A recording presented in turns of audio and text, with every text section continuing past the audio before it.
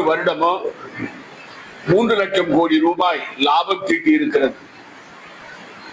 ஆனால் இப்பொழுது ஏற்பட்ட தற்காலிக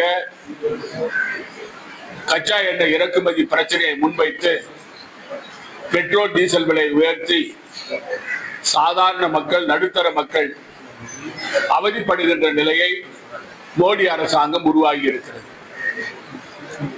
மரியாதைக்குரிய காங்கிரஸ் பாராளுமன்ற கட்சியுடைய தலைவர் திரு ராகுல் காந்தி அவர்கள் இந்த ஈரான் இஸ்ரேல் போர் ஆரம்பிக்கிற சமயத்திலே மிகப்பெரிய பொருளாதார நெருக்கடி இந்த நாட்டிலே ஏற்படும், விலைவாசி உயரும், மக்கள் அவதிப்படுவார்கள்.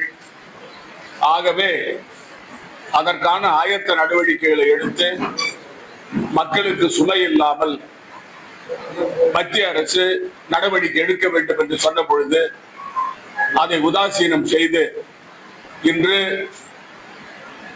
மோடி அரசாங்கம் பெட்ரோல் டீசல் விலை உயர்த்தியது மட்டுமல்லாமல் விலைவாசியை உயரச் செய்து சாதாரண மக்களை மிகப்பெரிய அளவில் பாதிப்புக்கு உள்ளாக்கி இருக்கிறது.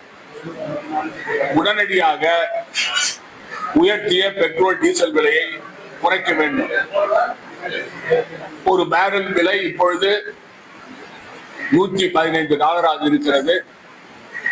$124 இருந்த சமயத்திலே காங்கிரஸ் ஆட்சியிலே 67 ரூபாய்க்கு பெட்ரோல் நாங்கள் விற்றோம். ஆகவே மோடி அரசாங்கம் தன்னுடைய பெட்ரோல் டீசல் விலை உயர்வை, சமையல் எரிவாயு விலை உயர்வை மறுபரிசீலனை செய்து குறைக்க வேண்டும் என்று நாங்கள் கேட்டுக்கொள்கிறோம். அனைத்து விதமான உள்ளூர் மற்றும் உலக செய்திகளுக்கு நமது www.adiban.com என்ற இணையதளத்தை பார்வையிடவும்.